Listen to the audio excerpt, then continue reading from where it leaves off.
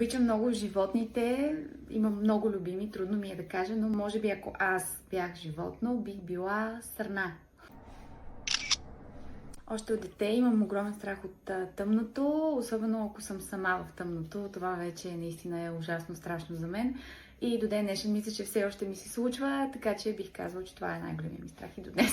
Ако можех да променя едно нещо в света, най-вероятно то би било хората да станат малко по-малко материални и да бъдат по-отворени за любовта, по-възприемчиви към нея във всичките й форми. Смятам, че социалните мрежи биха могли да бъдат нещо изключително полезно и много вълнуващо, ако успеем да ги използваме по правилния начин и да показваме най-добрата част от себе си, без да се вълнуваме от това какви са трендовете, какво точно се налага в интернет. Нека ние да сме тези, които да налагат най-доброто, на което сме способни, така че социалните мрежи могат да бъдат наистина един огромен плюс.